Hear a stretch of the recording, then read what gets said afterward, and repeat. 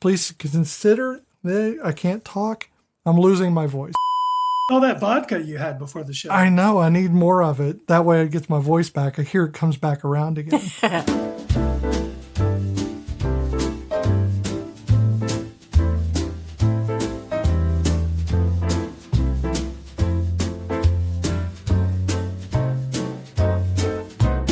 Welcome all you boy girls or girl boys. It's time for another episode of Cozy Quilt Cinema. I'm Michelle. And I'm Beth, currently living my life in full color while everyone on the block keeps handing me a beige palette and wondering why I won't use it. Every week, Michelle and I curl up on the couch, watch a movie, and we carry it into the studio and pick at it like Vivian Ward walking into a Rodeo Drive boutique armed with a credit card and a point to prove. It's not a critical review, though we probably will be critical. Are we watching a 7-year-old explain chromosomes better than most adults around her? Why is a whole neighborhood committed to being this wrong? Wrap yourself in Babcha's Vicinoki woven throw, climb into the blanket fort, and join us with a movie that's new to both of us.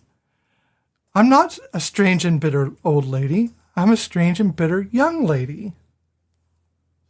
Know that one? No. Okay. Harriet the Spy. Oh, no, I did know that one, but I couldn't place it. Michelle Trachtenberg. Joining us today is Polly Schattel, who is a writer, a filmmaker, who has written and directed 3 award-winning, internationally distributed feature films. Her book, Shadow Days, was chosen by Kirkus Reviews as one of the 100 best indie books of 2022. And her new book, Crater Girl, came out on June 25th, which we are completely thrilled about. Polly chose this film for us. Welcome, Polly. How are you? I'm great. Thank you for having me, you guys. It's really good to see you again. It's great seeing you. So you're excited about the book coming out? Yeah, the book is out. It was a little hard getting there. We had some delays, but it's finally out. And it's after I've been a published writer for about a decade, and everybody keeps asking me, are your books about trans people? Is it a trans book? And until now, I had to say no. This is my first trans book, and it's front and fucking center, man. Nice. And so I'm real excited about it. And I'm a little nervous too, because as you know, the trans community can be pretty hard to please. And so I'm hoping that my trans peeps, it's really about my trans peeps, and I'm hoping everybody enjoys it. So it's kind of a love letter to my trans peeps. So, well, I'm excited about it. I'm very glad that you've gone this route, because I think it's important to have that representation.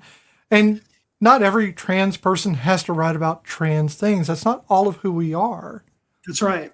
So it makes sense that your first books weren't about trans people. It was just about people and some horror and some mysticism. But I think that now the way that the world is, without representation, you may not have a voice later. And writing is all about having a voice. It is. And what's hilarious about this book is, you write it, I started it 2 years ago. So it's like, for me, it's 2 years ago.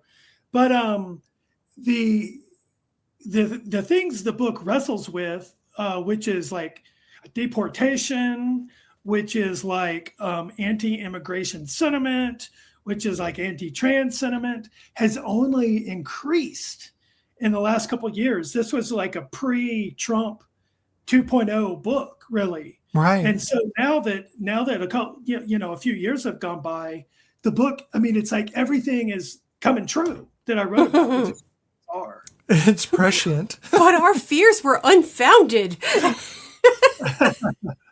Or actually quite well-founded.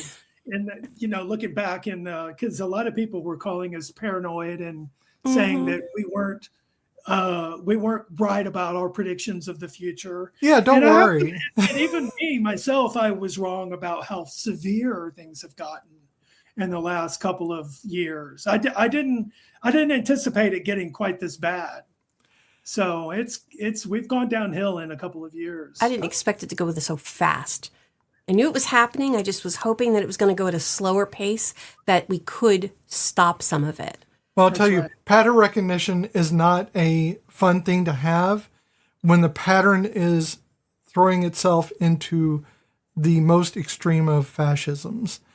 So while I was yelling all of this about 2 or 3 years ago, people were telling me I was overreacting. Yeah. And I'm like, I'm not actually reacting at all. I'm just telling you what I'm seeing, the extrapolation of the things that are happening versus the things that could or probably will. The probability is good that it will happen. There's no satisfaction in being right in this kind of thing. I would rather be right about who wins the Super Bowl, mainly because I can make more money doing it. That's the truth. And also, we wouldn't have people in cages or people in concentration camps or people worried about where to find medication. You know, these are real world ramifications for things that are happening now, and being right about all the bad things really fucking sucks. Yeah. Yeah, we'll inevitably laugh today and make jokes, but ultimately it's a grim time for our population, and you know, and for a lot of different populations. It's not just trans people. No. You know, now they're coming after people with disabilities. Mhm, Absolutely. I know. And immigrants and you know, and also people who were in the military, like you know, vets. They're coming after veterans benefits.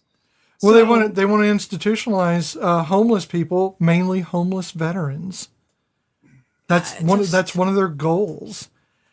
And they don't think that children with disabilities should be allowed to stay at their homes, or even have public education. And that goes against everything since the 60s that we've been fighting for when it comes to the disabled.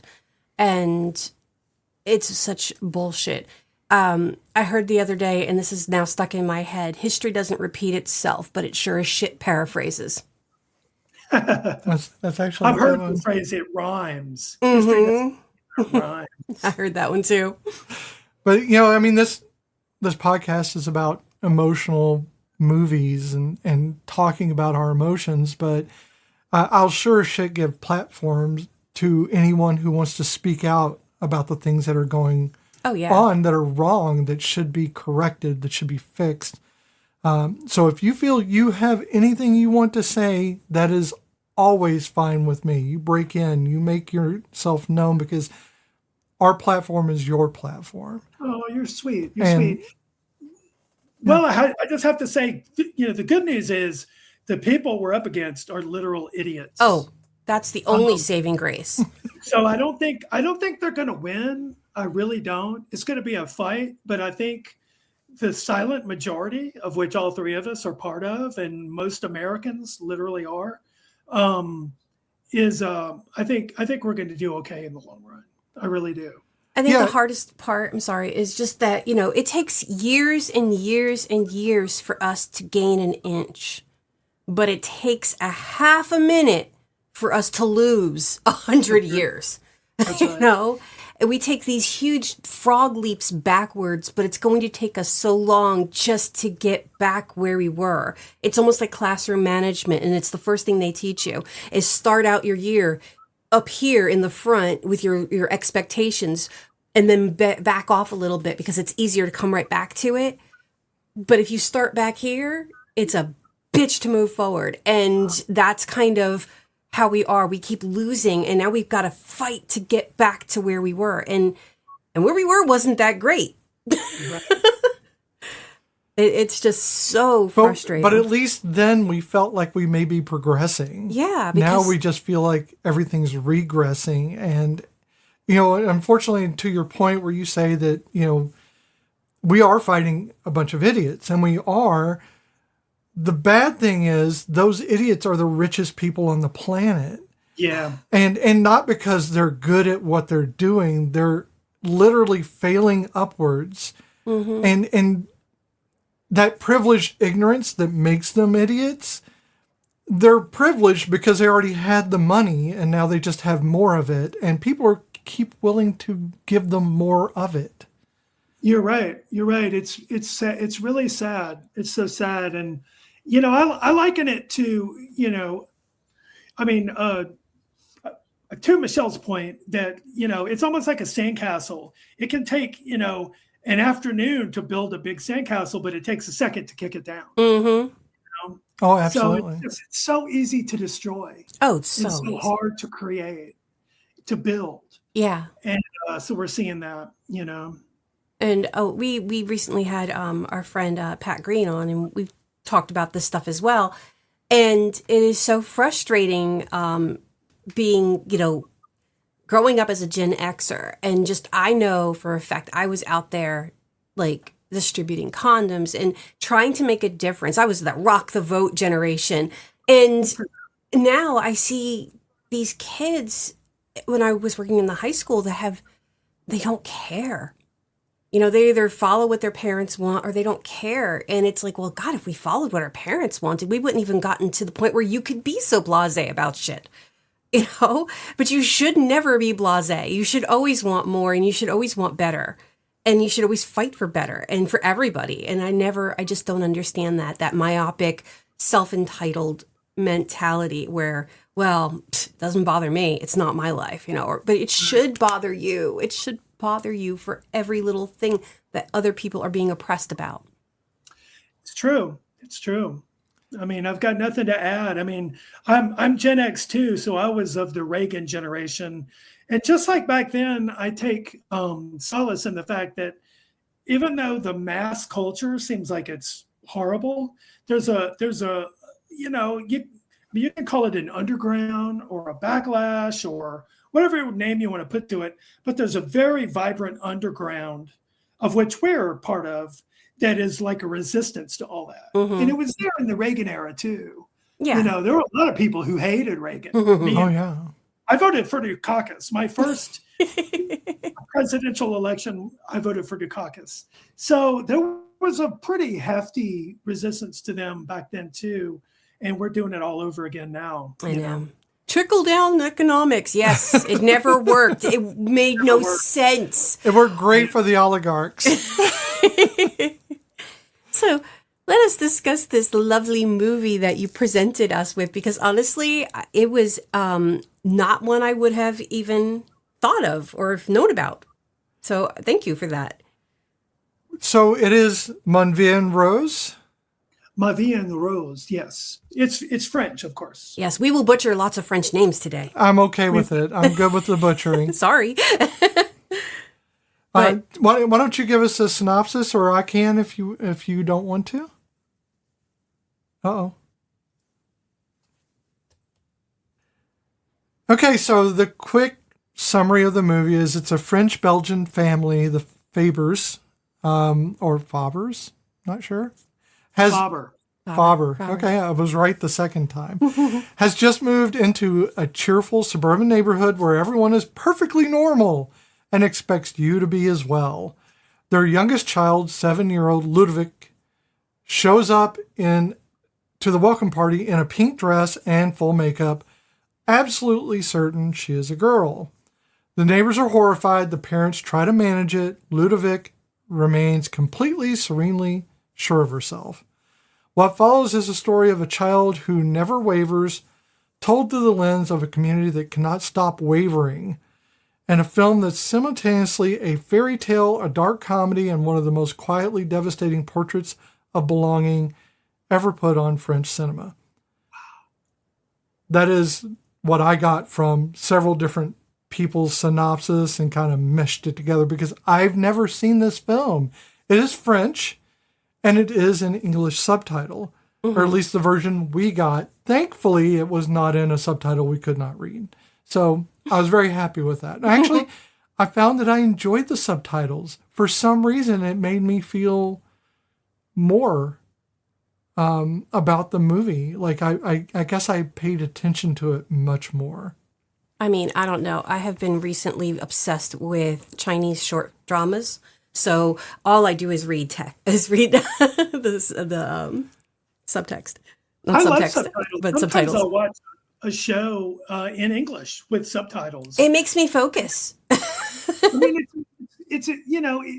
I mean, you can read the script Mm-hmm. as it goes along, so it's a useful tactic to go. Because sometimes people mumble and I can't understand what they're saying. And I That's want to right. know what they're saying. So do you know That's who the director is of this film? Yes, I do. He hasn't done a whole lot. He's a Belgian, and I'm gonna massacre his name, but it's Alain Berliner, I think. It's spelled like Berliner. yeah, I wrote down all the phonetics of the there it is. There it is. I even fucking had French back in college. What am I doing? Not. But no, he's. You know what? I have to say, I saw the movie when it came out back in '97 Okay. because I was privately dealing with trans issues back then. So I made my wife back then watch it, and I liked the movie. I thought it was a good movie, but fast forward now 30 years later, watch it again, and I am shocked at how prescient it was with so many issues that we're still dealing with today. Mm-hmm. I found it to be, because I mean, if you look back at like mid 80s gay cinema or something, it's quaint because it's like, yeah, that's how they were back then. We have a different vibe now. Well, that was very contemporary, I thought. Yes. The film was very forward thinking for a film in the 90s.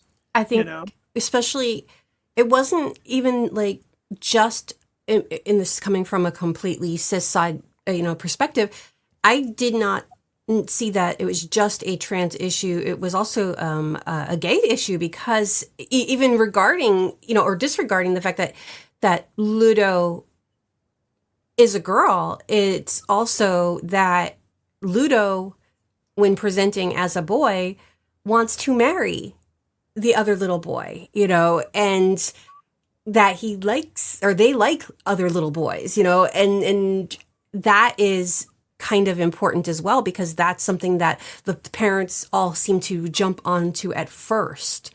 The dress is one thing, but it was the I'm going to marry him when we get older, and that seemed to be, though the grandmother was, I think, the coolest person out of all of them. I did like Elizabeth. She was pretty cool. Yeah, but let's be very clear here. There was no one in the film for Ludo that was actually supporting Ludo. They were all supporting some aspect of Ludo, but never the girl that's before them.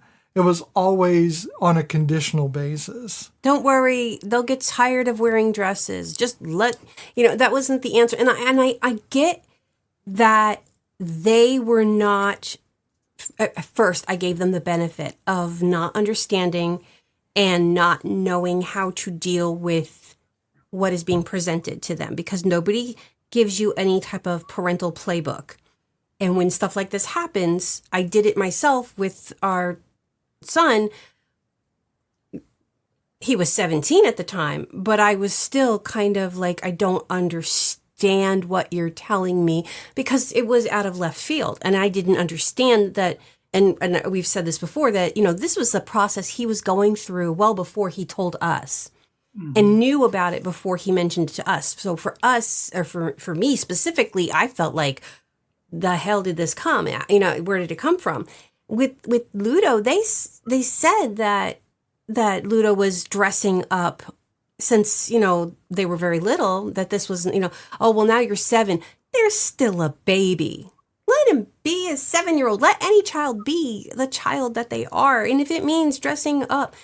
So I substituted this past week at one of our centers, because my school that I work at right now, I'm working in preschool now, because I know I wasn't the last time we spoke. And my school is a year-round school, and right now we're on a 4-week summer break. And we go back early, but we'll have an intersession in 9 weeks and be off for 3 weeks. So I need to make money during that time. So I was subbing at one of our centers that had a summer program. And there's a little boy there, and an amazing name. I will not say their name, but amazing. Little man could braid hair. He had a mop he would play with every day out in the playground, braid hair, do updos. When we would have centers, little man would go over to the housekeeping area, and there was a pink dress with puffiness, put that on immediately. I'd have to zip it up for him. And the reason why I am giving him the him pronouns is because he does identify as boy. And one of the aides was like, hey, I thought you said you were a boy. And he's like, I am who I am. And they're like, and he even said, I like your nail polish. I just put dots on my nails. I like your nails. I mean, he's fabulous. We had music on and the boy was twerking. He's 4 and he's carrying around baby dolls and then he's running over with the truck. So, I mean, let them just be what they are and it shouldn't matter. And that's something that bothered me incessantly with this was just, and I get the parents at first, the neighbors being upset about them holding the wedding, the quote unquote wedding in the dead sister's bedroom. But that's what it should have been about and not about the wedding. And I feel like they just went mad at him for things, no, not him, but for them. They went mad at Ludo for things that Ludo could not emotionally understand as a 7-year-old. That's right. And that's the part that bothers me. And it's something that is missing in a lot of movies. We've noticed that when there are young children, it's like whoever wrote this does not understand what young children actually think and how they process. And abstract concepts are literally that. So yeah, that's my rant about children. No, that's cool. That's cool. I mean, I felt like, I mean, the parents ultimately, I mean, is it okay to give the end of the movie? Oh yeah. Sure. It's old enough that we don't care. Yeah, I mean, it's only a 30-year-old movie after all. Spoiler alert. But they, at the end they come around, but really, it was like somebody was flicking a switch. So what? I'm sorry. I feel like somebody was flicking a switch. Yeah. Well, it's like, in a film or a book, you have what's called the protagonist, right? And whoever the protagonist is usually is the person who changes. Mm-hmm. You have a journey from beginning to end, and somehow through that journey, the character changes. And I thought it was interesting that the ones who change are the parents, not the little boy. The little boy or little girl, however you want to call it, never changes. Ludo is very solid in their opinions. Ludo so is I thought an interesting twist is the parents have to learn how to deal with their unique child. Mm-hmm. And I thought it was pretty realistic. Like the mom starts smoking and stuff like that. I hate, like I said, it was like a switch being flipped, but I really hated how the mother, how dare you turn and say to your child, you're, again, 7-year-old child, that yes, this is all your fault. Dad lost his job because of you. We have to move because of you. And later on when they move and, he's like, I want to go out because the house is too loud. It's because of you that we are here. Fuck you. Lady, fuck you. He is 7 years old. You don't do that to a child. And I am misgendering Ludo because unfortunately in my head I keep picturing the clothing. And it's hard when presenting one and not being, but trying to get that's why I keep trying to force myself to say they. I love, you were right though in your summary about describing the science of it all, even though there's more to it, but understanding the X, Y, and thinking that the reason why that Ludo is presenting as a boy is because the other X didn't make it down the chimney and a Y did. The trash can. Yeah, that is so adorable. Really sweet. Well, he still has more understanding than most. Barbie. It's like the movie Barbie. Oh, that I literally had that in my notes. It is like the Pam and Ben equals Barbie movie without the feminist view. The feminist plot, because it doesn't really have a feminist plot, but because it's not about that. But there's a lot of Barbie movie in here for 1997. Let's talk about the other world, the Barbie world, or the Pam world is so much. To me, it's like someone did an inverse color of Tim Burton. Did anybody else get that, or was it just me? It's like they just did the exact opposite of what Tim Burton would have done, and that's what you end up with is all these bright colors and this very odd, like miniaturized kind of standout positioning. I forget what they call it when they tilt the angle of the camera or whatever. Perspective. It is a perspective thing, but it's like this. Yeah. It's like there's just a little bit off. Yeah. Yeah, it's a Dutch angle. That's okay. That's yeah. So it's got kind of this tilt, so it gives you the sense that this is a different place, a different world, not just based on the colors, but the angle of the lens. And I don't usually notice those things. I'm usually pretty I'm focused on the things happening in the film. People are like, the camera work is great. I'm like, yeah, I saw the stuff that the camera was pointed at because I thought that was pretty good. I don't really notice the angles, but this I did. But their whole thing of, that separation, there's this fantasy life of how you could be versus how things are. It's what trans people go through. Trans people go through this idea of, well, what would it have been like if I were just a cis girl instead of a trans girl?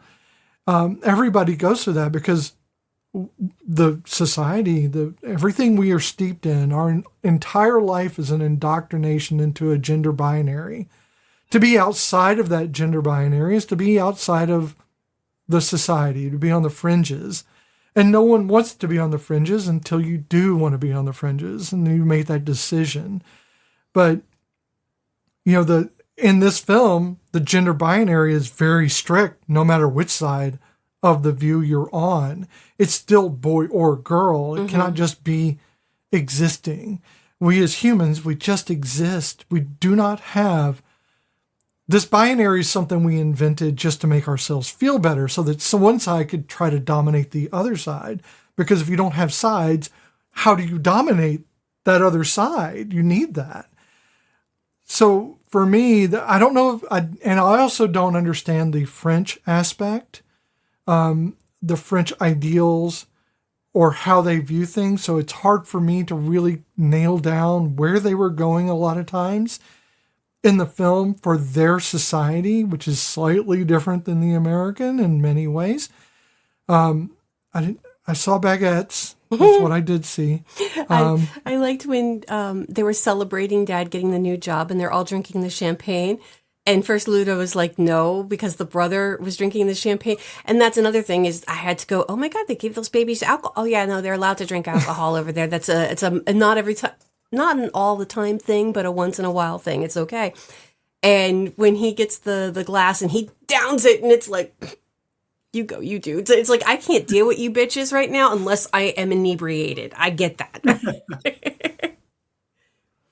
I wished he had stayed with his grandmother, though. I kind of wished that Ludo decided... Mom at that point was still pissing me off. So when they let Ludo decide who they wanted to live with, I was really hoping Ludo was going to stay with the grandmother. She was very, very upset that they were moving.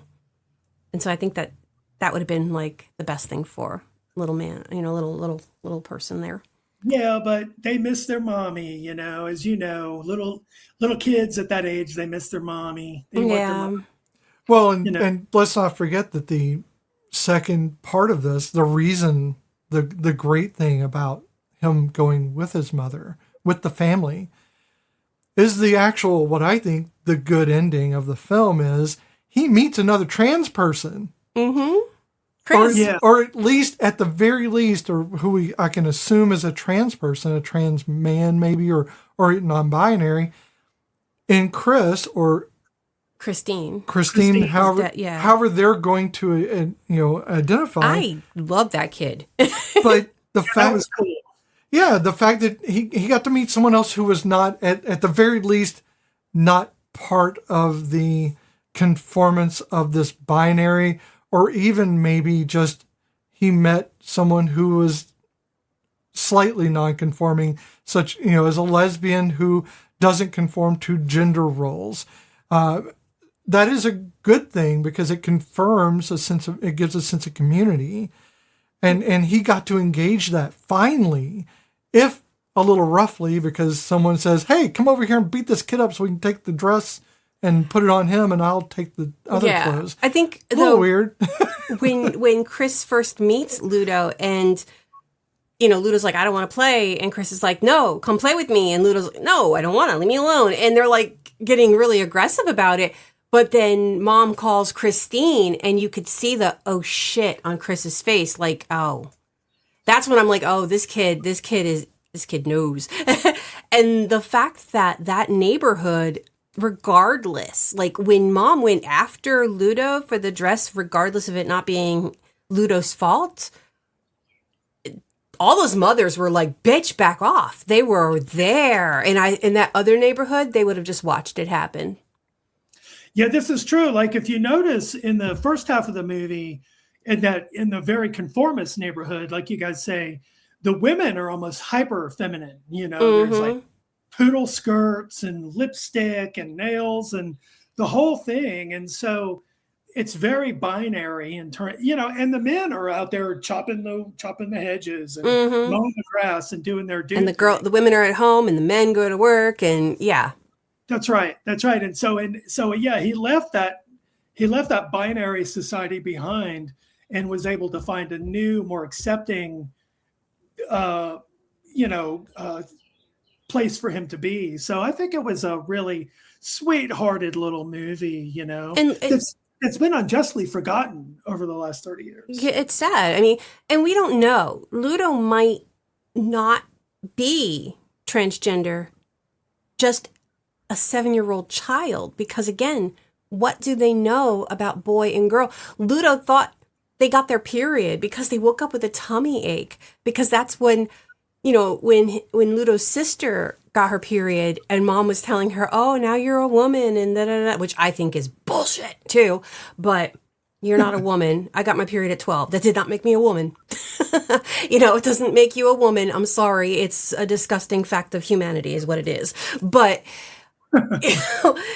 it's still like how the innocence of this young child and not knowing or understanding the way society has puts all these little boxes and labels and what you're supposed to be and who you're supposed to be and how you're supposed to be. Ludo could go through 13,000 iterations of themselves before they are an adult, and that's okay as well. That's right. And yeah, except for the fact that he actually has, or she actually has been stalwart throughout the movie. Oh yeah, no, throughout I'm not all this saying time. That. But that, I mean, because that's what they're feeling, that's what they're thinking at this moment, and it's like, I don't think any of you are correct in knowing who I am. I know who I am, but don't worry, I'll just sugarcoat it for a hot minute just so you'll back the fuck off me, because you could just see it in this poor kid's face when Ludo's in therapy. And listening to what they're saying behind him, I mean, it's just ridiculous. Well, he's not, and that's the thing, is he's not actually in therapy. No. The psychologist was strictly hired to change Ludo into him. Yeah. Into a thing that they want, not who they might be. And that's when, at the end, I love that the therapist was like, there's nothing wrong with your kid. There's nothing wrong. And there's no need for you to come here every week, multiple times a week. There is nothing wrong with this child. They're not broken. No. Well, and you notice that she made the conscious choice of not playing with the dolls and playing with the trucks, because Ludo knew that's what they expected and what they wanted out of their child, and what the psychologist would want as well. It's called, it's gaming the system. Trans people are always put into this thing of it's a mental issue. And yes, it's a mental issue in much the same way as everyone else who has a gender identifies just like trans people do. We have the same exact mechanisms. We have the same mentality that causes that.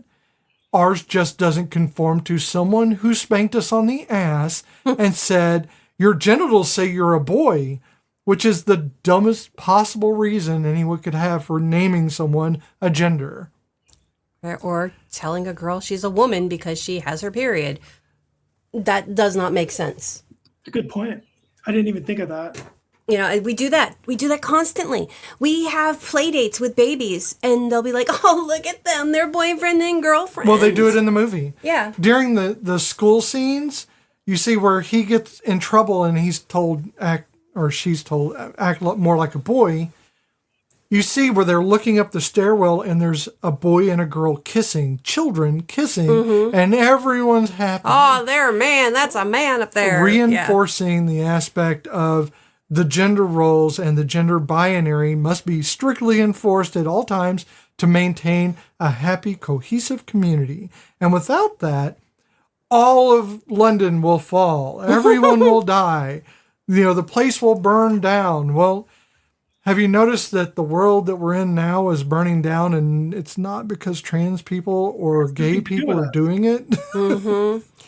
I keep going back to my students, but I had a little boy last year who came in and country as the day is long and told us about his boyfriend, and he loves him very much and he's going to marry him.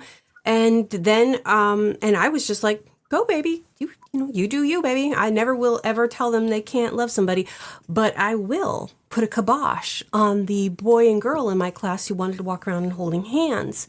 Because you are only 5 years old, we're not going to do that. Because I want you to, not so much that I'm trying to like push them into being gay. No, I just don't want them to focus on that. I had, again, subbing in another school, a couple, I actually thought they were cute at first, walking around holding hands. And then they disappeared for a hot minute.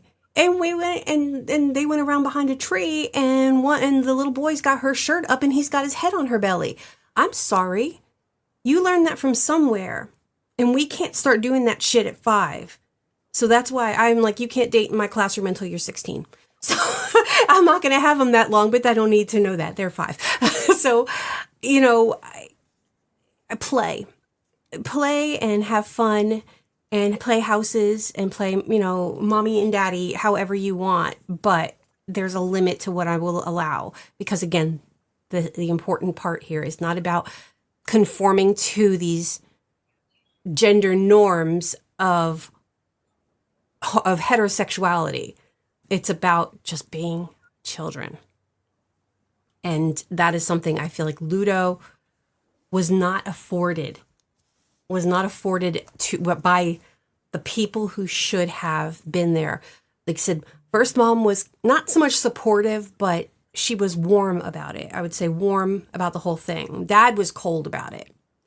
And then mom just froze him out. And that was just like, what the hell is wrong with you? That is your baby. I don't understand that. I don't understand parents who turn their backs on their children anyway.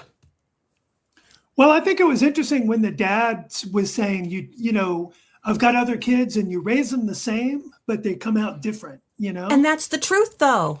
It is the truth. And I thought it was really a wise way to say that, is like, the kids are going to be who they're going to be. Like, you can raise them exactly the same, and you're going to have 4, you know, varieties of adult at the end of it all. You know, Look at our kids. No one way to be. And I thought the movie, I mean, I agree with you that the character's behavior was challenging, but I also thought that the movie came down on the side of Ludovic, and was very conscious about coming down on his side. And definitely. Sure that his perspective won the day at the end of the day. You know, that's how I feel about it. Yeah, it's the wildly vacillating sides of the father and the mother who couldn't seem to make up their mind whether they hated their child, loved their child, or just dismissed their child at any given point. Mm-hmm. And it didn't seem to have like, and this sounds more like it's a criticism of the writing, but there's a swing. There's these shifts that just don't seem to match up with what's happening. You know, they give a small smile to their child. That child smiles back. And then suddenly they're slapping them. It's like, where did that come from? All of a sudden, you know, I think I'm looking for patterns that aren't existing, unfortunately. And so I'm like, I don't know whose side anyone is on. They all seem to be for themselves alone and only dealing with their own individual issues and never projecting empathy towards each other. The children are mainly just the things they put upon a shelf. Accessories. Until they have to deal with them. And then Ludo is the one who gets all the attention because Ludo's the one who is the squeaky wheel. And only squeaky because no one's paying attention to them as who they are rather than just one of the boys. No one wants to be seen as just yet another thing that isn't part of who they are. And that's something that a lot of, cis people, especially cis women, take some glee in sometimes when they're in the TERF kind of realm, is pointing out, you'll never be one of us, or you'll never be this thing. And so you will always be dismissed. And it's like, well, that's great for you, I guess. But projecting empathy should be part of everybody's lexicon. It should be part of everybody's ability. And if you cannot do that for a single trans woman in your life ever, that is never going to happen for you, then you have no empathy for anyone else, because how you treat someone you deem the least of you is exactly how you treat everyone else around you. Mm-hmm. That's a great point. And yes, I get that cis women need power. They do. We all need power above white cishet men, because the only way to get equity is to force someone off the pedestal they've built for themselves. And then once we're all on the same level, we can deal with each other. But right now, we don't have that. And cis women, unfortunately, have glommed on, in a lot of aspects, have glommed on to the patriarchy as their ladder. And it's not a ladder. It's a roof, and it's holding you down. And I keep pointing that out to people, wanting people to understand when I say the patriarchy, it's not indicative of just white cishet men. It's indicative of a society that's been built for them by everyone. It's all, everyone's backs, everyone's blood, everyone's tears has built this society for one group of people. Willingly, and if we don't disassemble it, yeah. Well, I mean, in that sense, I mean, that's a whole separate podcast, of course. But in that sense, it's not patriarchy, it's supremacy. Yeah. Oh, yeah. It's white supremacy is what we're really talking about, ultimately. Oh, that's the foundation for all of it. Yeah. But it's funny. Like, while I would never want to be a man, I don't know why anyone would want to be a woman. As one, I find it very bothersome on a good day. So for me, I'm confused by anybody wanting to be a woman. Not because of being a TERF, but because I just, ew. Yeah, I mean, that's the thing, is it's about what they think that Ludo wants. It is. And so they're like, why are you doing this? As if Ludo has a choice in who they are. Like, it's not about wanting to be a girl. It's just existing as a girl and no one paying attention to that.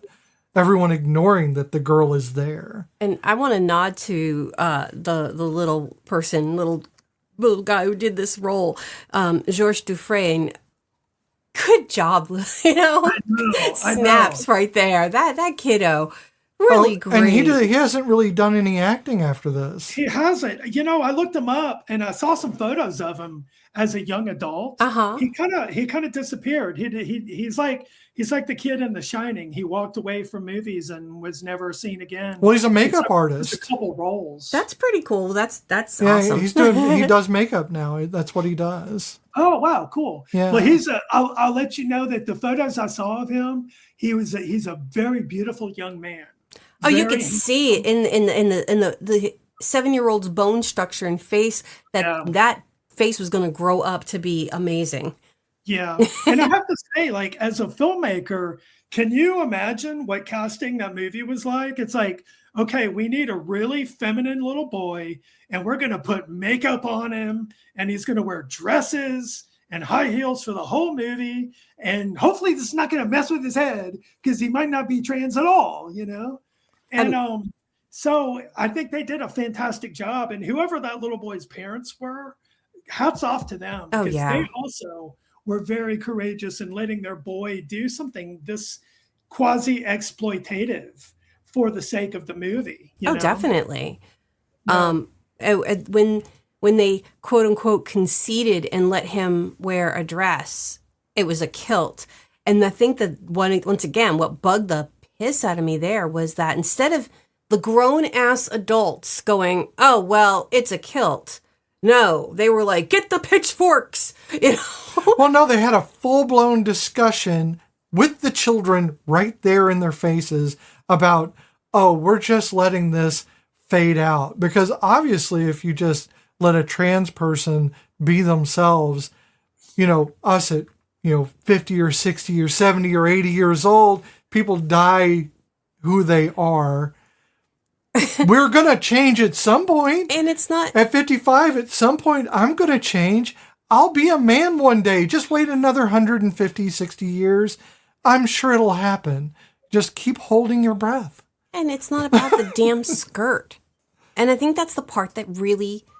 Yes, Ludo wanted to wear a skirt to the little girl's birthday party, but it wasn't even about the skirt. That was just the symbol of what they... Well, yeah. Notice that Ludo was very happy during the party because people stopped focusing on the thing and allowed Ludo just to be Ludo without Ludo the boy having to be there.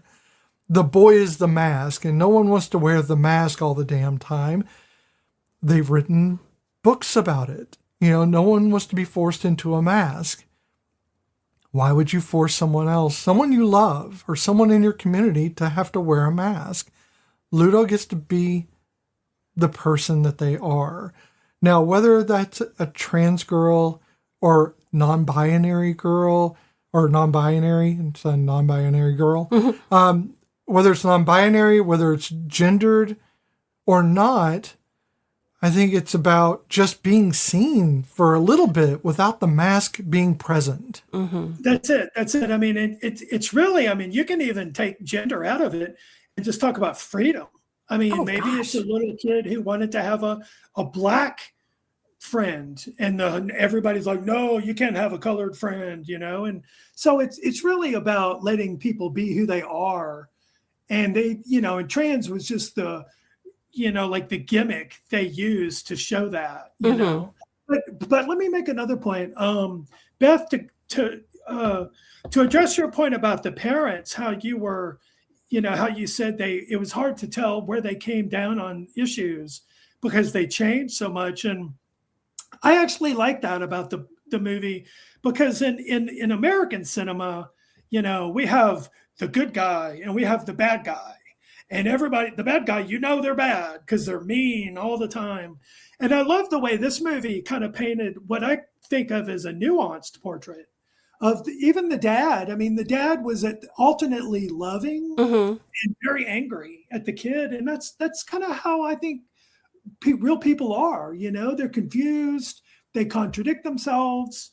They, sometimes they get it wrong and they change their mind and they come back and they're different. And so I like the fact that it was really showcasing their confusion and their own inner turmoil over it, rather than just the dad is bad and the mom is good, and so I like that nuance.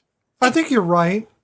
I think it's because it was so there is that changing ebb and flow. You can change your mind, but it just seems so abrupt for me. If it hadn't been so abrupt change, then maybe it would have been a bit more believable. But because what may have sparked the change, other than just within a moment, that change just flips on a dime. Yeah. But I get what but they do have a grudge to your child. It is only a 98 runtime. So with only 98 minutes, I don't think you have time to really delve into the depths of why the change happened. So I see the point.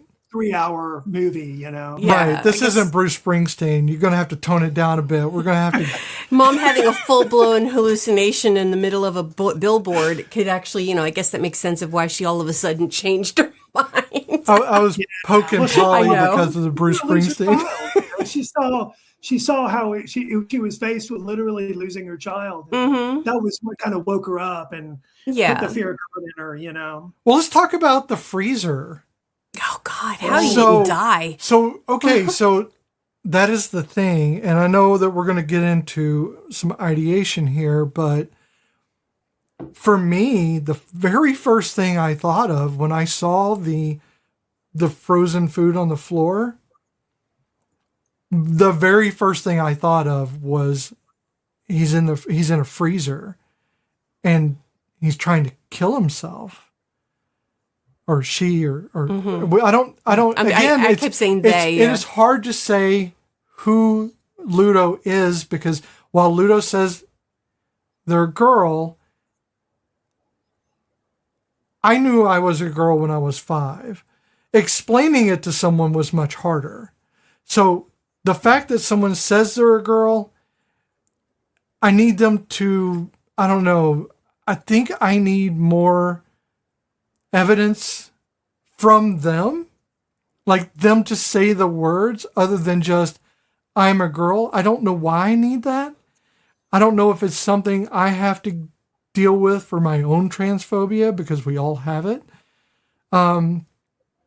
I want Ludo to be a girl. Maybe that's what it is. I want it so badly that I'm afraid that me just saying it outright is me kind of making this indoctrinative kind of choice for someone. I want Ludo to have the full range of you get to be whoever you want to be. So who is that for you other than just, boy and girl, because it's so harsh in this film of gender binary. And I definitely don't want to disrespect the idea that the binary isn't real, or disrespect the fact that non-binary exists, so binary isn't real. You have to look at the full picture. And I'm always afraid of making that mistake and not accepting that non-binary is perfectly viable for anyone to be.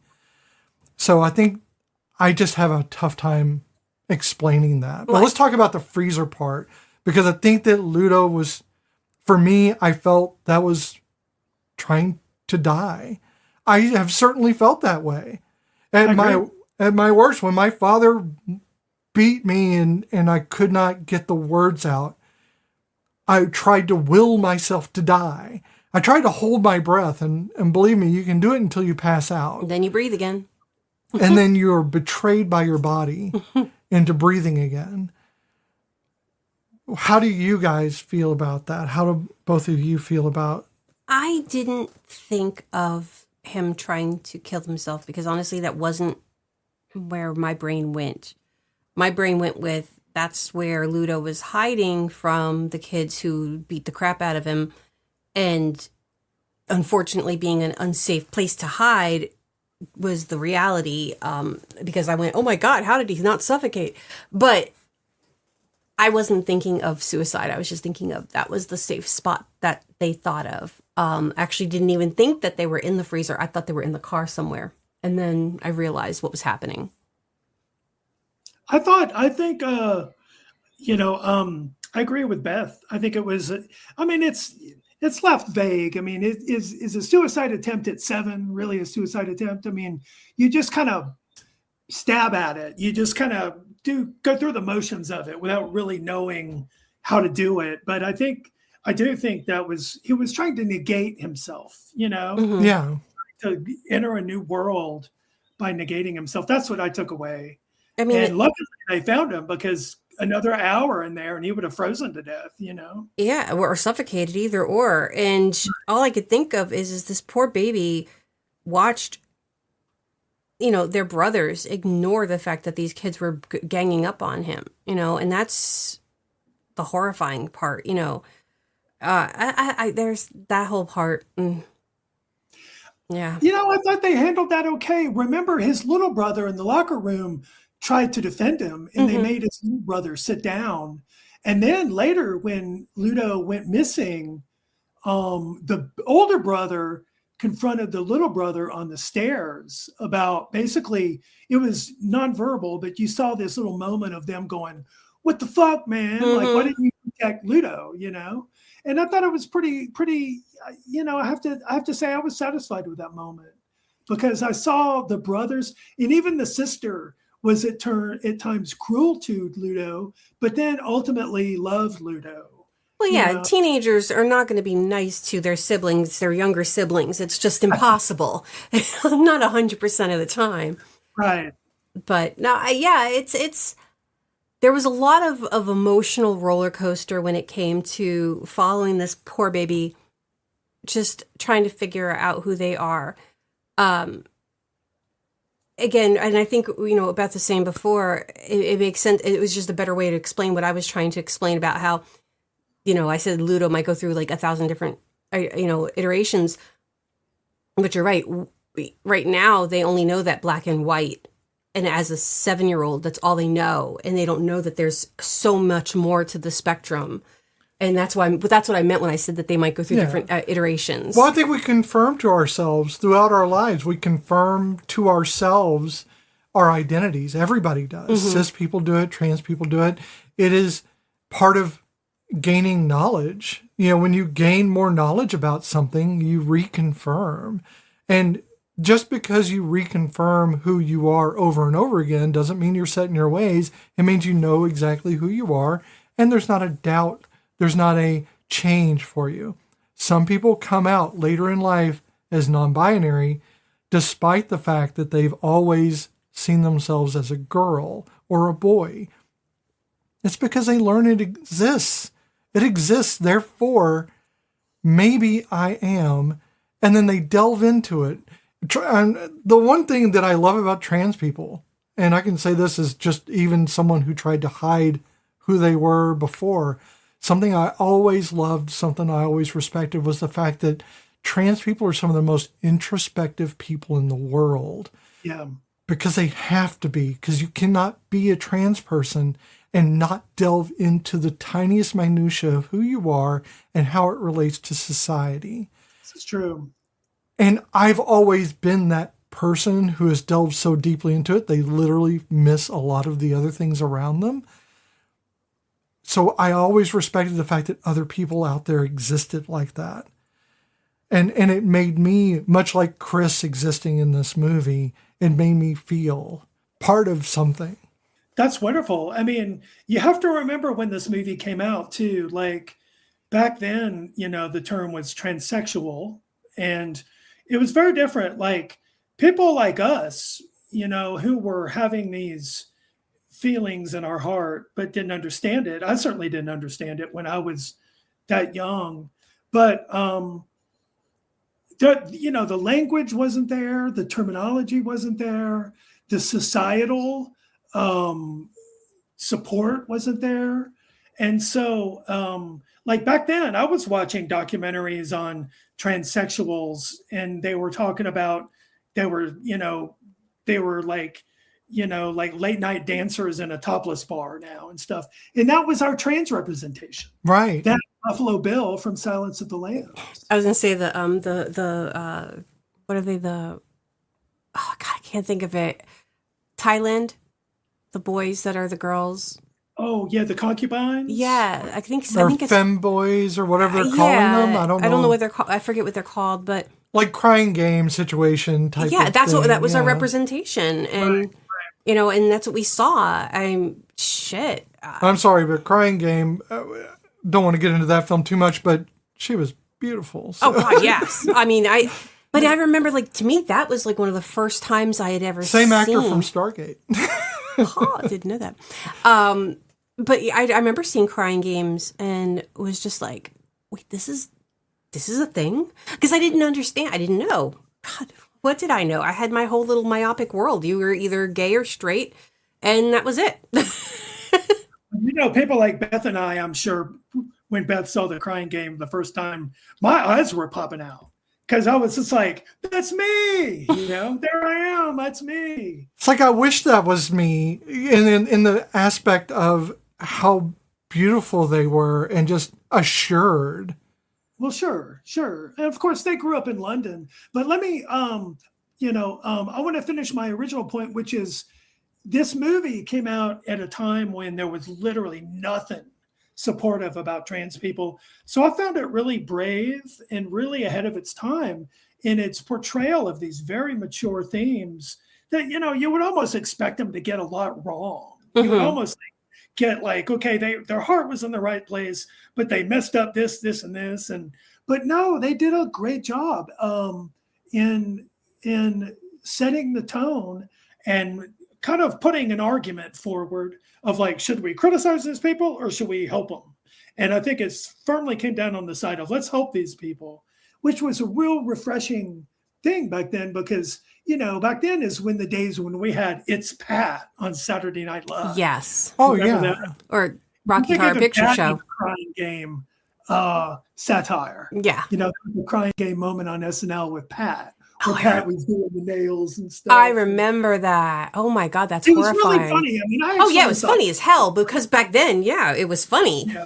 But no, Well, it would be funny now just because of how ludicrous it is. Oh yeah, no. So, I mean, it doesn't lose its funny because it's not really transphobic so much as it's just a ludicrous take on it. It's kind of like a cis woman singing a drag show. Love me a drag it's just show. like Love me a drag it's so outrageous that it loses any kind of criticism of trans people, and it only becomes really a criticism of the society that watches it. Well, if you watch those It's Pat skits carefully, the joke is really about how Pat evades getting gendered. Mm-hmm. It's not really about which one is worse or better or bad or good. It's about how skillful Pat is in evading their attempts to like pin them down. Unknowingly. Mm-hmm. Like even like without, it's like a Mr. Bean situation with gender. Yeah, so I like Pat. I thought Pat was pretty funny. I never saw the movie and I have no interest in seeing it. But I wasn't pissed off at Pat.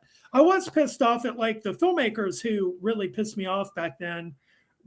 Brian De Palma, who came out with Dress to Kill that had a trans serial killer. Yeah. And also Silence of the Lambs, of course. But Buffalo Bill, the actor who plays Buffalo Bill, is actually a wonderful, wonderful guy. Yeah. And he has since apologized for his portrayal. He said he had, who had any idea back then that you weren't supposed to show cross-dressers as serial killers? Well, Ace Ventura. There it is. Yeah. People don't realize that the whole guy, what's her name? Sean Young, right? That whole line with her, that's horrifying. Yeah. And making her the bad guy. And that was something we kind of had a hard time with, was we didn't want to do any movies where people in the LGBTQ plus community were seen as either the butt of the joke or the tragic, aspect of it. And I just don't want Ventura, it was both. My biggest thing is I don't want to see a movie again about how sad trans women are for existing in a world, because there's plenty of those. There were so many of them. That was what I got from representation, was not necessarily the villains. It was the quiet, sad one who got to die horribly somehow. And it was always that thing. And that was what scared me most as a child. I was so afraid. Even so, one of the things that like really was my spark, like a spark bird, the bird that makes you want to be a bird watcher. Mm-hmm. The one that was the spark for my egg to even have a shell was the woman that was in the centerfold, the trans woman who was a centerfold in Playboy. I remember that. And I was so taken. I was like, I could be her. I could be me. I could be this person, because you see them in full regalia. You see everything. They're there, just barefaced and there. And I'm like, she's so beautiful. She gets to be her finally. And then I found out. I was so fucking pissed. I found out.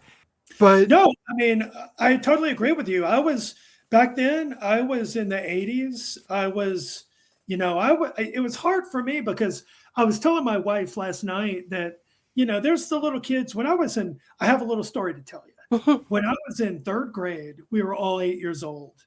We all had a little classroom talent show, right? And only the brave ones got up there and did their talent show. I was a coward. I never did it.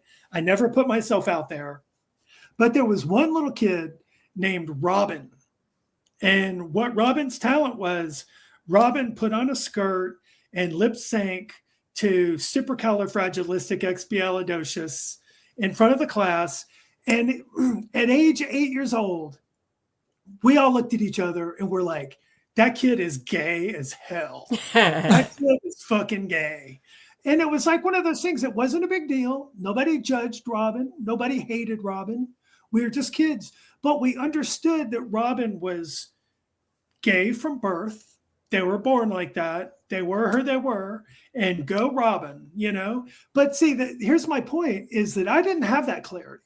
I didn't have that clarity of like, ooh, okay, that's who I am now. Because I ended up playing football in high school. I liked girls. I dated girls. So I didn't know how to be trans, even though I had a strong pull toward it. And what happened was every time I tried to talk about it back then, it got really weird really quick. Like people didn't want to talk about it. I brought it up to a couple of my girlfriends and they changed the subject real quick. They didn't like it. And so I learned not to talk about it until 20, 25 years later. But the point I'm trying to make is that it was really hard for people growing up in that time when trans people were the butt of the joke or the sacrificial victim, or they were the red shirt who got killed right away, that kind of thing. And I didn't want to be that way. So I tried to suppress it for years and decades and fought with it.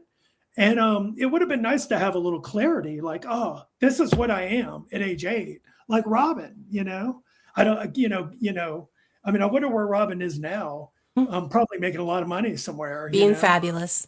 Being fabulous.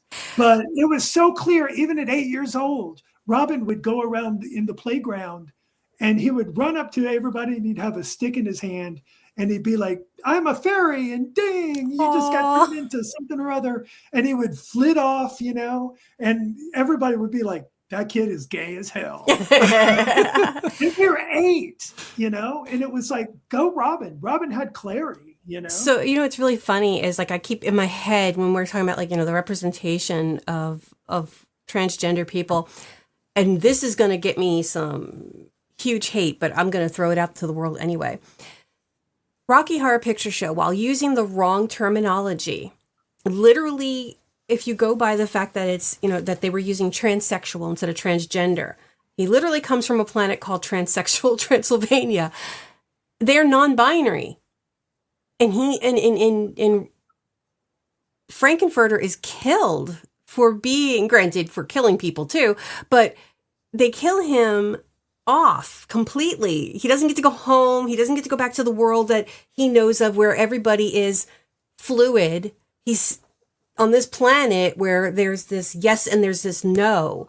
And again, there's a lot more depth into it. I don't think Richard O'Brien really intended all of that, but hey, why do I know?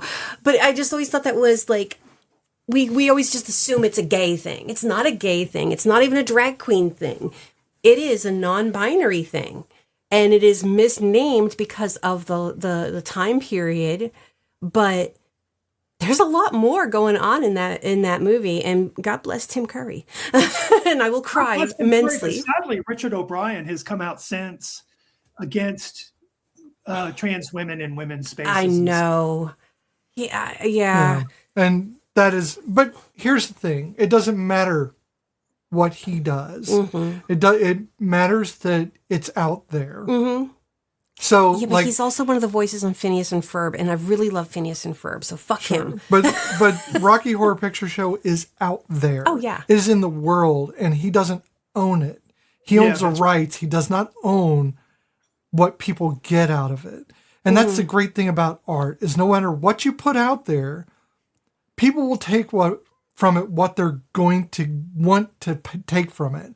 So what I take from Rocky Horror is going to be completely different from what he intends for it to be. And that is tough shit for him. Yeah. I hope he changes. I hope everybody changes over time when they learn new information. They will. And if they don't, then fuck them. I don't have time for them. Our lives are very short. I'm not going to spend it trying to convince every single person that trans people are valid people. I'm just trying to keep our rights enough to where other trans people behind us don't feel like we pulled a ladder up and abandoned these children who deserve to exist, who deserve to not be put into a mask that is their prison.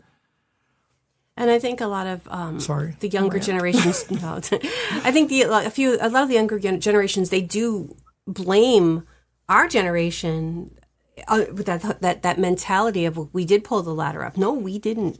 We never even got to touch the ladder. We're still hanging on to the sides. Where's the ladder?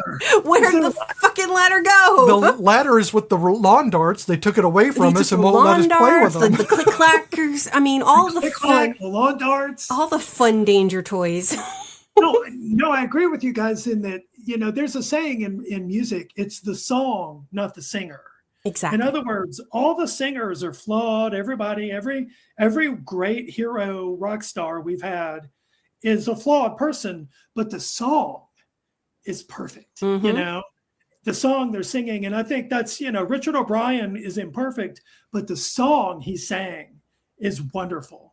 And yes, it did crack ton of people's eggs, probably including mine.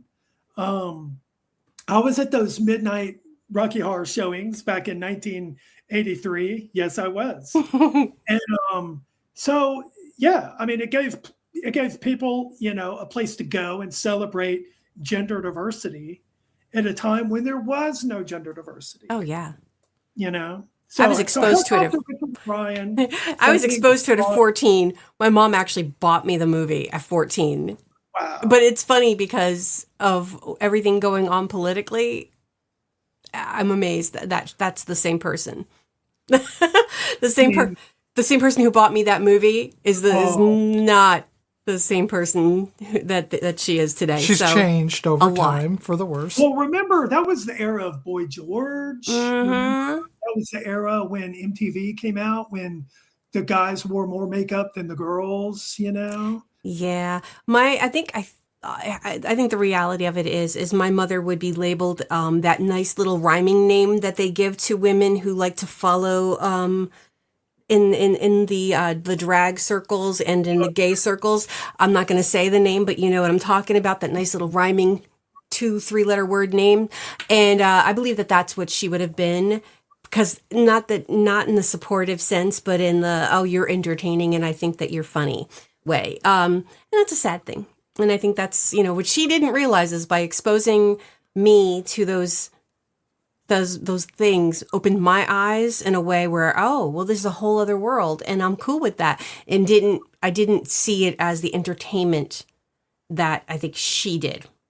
And that's, it's just the fact that what it is. But I want to talk real quick before, I don't want to get too far into this, but I want to talk about that other aspect to this movie, this other part that was, to me, very stunning, is when Ludo locks the girl in the closet in order to take her place in the play. No Spider-Man in this one, I noticed that. But it became like it was such a stark act that it was just, I don't feel it was out of place in the film. I felt it was out of emotion. I think Ludo knew. In a way. It was a very calculated move on Ludo's part, because Ludo was watching the boy that they liked being Prince Charming and saw an opportunity when the little girl needed to use the bathroom and said, oh shit, I can play that part. And then I get to, so it wasn't I'm going to do this to make everybody mad. It was just a reaction. It was an emotional, I'm going to take advantage of this. and I know it could come off as malicious, but I don't think there was any malicious intent. It was, I'm going to get the boy that I like to kiss me. No, I don't. I agree. Yeah, I'm not seeing it as a malicious thing. Yeah, What I'm getting out of it, the thing that made my stomach drop, is the vilification factor. It's very easy to vilify trans people or anyone who is different. And when Ludo does that one thing, and everybody is standing there when they come out, and they're having to form this very tight group to get out of there. Yeah. And you feel like someone might die in this film. This is crazy. Yeah. For me, it was about the aspect of it's not Ludo's action that I find just, alarming. It is the idea that you're so easily vilified, that you're so easily turned into the target of a mob. And it's that thing of what they want to do now with so many people is the institutionalization of trans people, of gay people, of disabled people, of anyone who doesn't fit the mold of exactly what they want. They point to all these aspects, and it's a dehumanizing thing. They point to every trans person who has ever committed a crime, who has ever done a thing that's bad. Trans people are humans. Therefore, they do human things, which are sometimes altruistic, sometimes very good, sometimes very bad, and sometimes downright evil. Because we're human beings, and to say that we must be perfect in order to exist is entirely dehumanizing, because no one can attain that. You're right. So just yesterday, I was reading that one of our local counties, a county I formerly worked for, is being investigated by Department of whatever, because it's not even the Department of Education anymore, because of their transgender bathroom use. And I was going to go on and say, okay, but people who are going into these bathrooms to abuse people are not transgender individuals. Well, there were shopping lists of people actually I have to give them the credit. They were actually putting links to back their thoughts. Usually you get just words and no actual research. Don't know how legitimate these links were. I wasn't going to click on them. But they're like, well, these are all the cases of transgender people, or they are saying transgender people. But what it was men dressing up as women and going into women's bathrooms and abusing people. It was not transgender people. Yeah. And some were, though, and that's the whole point. But they're so minuscule, the percentage. Sure. And the one case that pissed me off was they were using an example of a man, I'm not going to say man because I don't know, but this person who was in jail and wanted to be placed in a women's correctional facility because they were transgender, and they abused a woman. But that could have happened even if they were cisgendered. That could have happened. So it doesn't. But that's the point. Is it doesn't matter even if it's the quantity, because if we're looking at quantity based or on the statistical level, who should not be allowed in society? It would be white cishet men. Yep. White cishet men commit most crimes. Of any category. So to say, well, there's a lot of trans women who do this. Well, yes, I'm sure there are some trans women that do this because trans women are humans and therefore they do human things. But if there was a large percentage of trans women, how does that invalidate trans women from existing in society when white cishet men can? And they are the largest percentage. The percentage doesn't matter on validity. It shouldn't anyway, because we allow it for the most privileged part of society to be that percentage, and we don't kick them out of society. So what are we doing here? What are we saying? That you have to earn the right as per what white cishet men agree to. Yeah. The social contract only matters if they preside over it. Yeah. Oh, absolutely. I remember to your point, when I was in therapy for being trans, and you know, full disclosure, I resisted the whole thing, the whole process with everything I had. I was terrified of it. I didn't want the trouble that came with it. I didn't want the difficulties and complications, financial, legal, whatever, relationship, family, friends. And I was literally doing my best to not transition. And I didn't know what to do about it. And I talked to my therapist about it. And I said, well, here's the thing, and like you said, Beth, there's so much transphobia out there. Even we have, internalized transphobia. We also are transphobic. I know I am. And I've had to learn about it to dispel my transphobia. And I brought up to my therapist, I was like, I don't want the trans people they're weird and they've got these weird attitudes. And she was like, none more than is representative in normal society. And she basically opened my eyes to the fact that I was prejudging a whole cast of people, a whole group of people, without thinking about the fact that, of course, there's mentally ill trans people. Of course, there's criminal trans people. Of course, there's people that have problems because the normal population has problems. It's only in proportion to the normal population. And once that fact was, my brain like registered it, all the floodgates opened for me. And so that was, I mean, to your point, I mean, we are flawed individuals. We do have problems, but they're the same problems in proportion to the larger population. Oh yeah. Mm-hmm. But I mean, that's like every marginalized group. That's what every majority gets to point at, the marginalized groups. Look how they're criminals. Look how they do this. Look how they're mentally ill. That's right. But everybody has that. And, that's right. And it's just a part of dehumanization and demonization of the people that are not in favor in society. I remember back, not even that long ago, and the fun little thing to say was black on black crime. Black men kill black men more. No, it's still white men who kill everybody more than anybody. It's really everybody. So it's not even about color at this point. It's about this group kills everybody historically. Yeah. So yeah, but I remember that everything was like, it was black on black crime.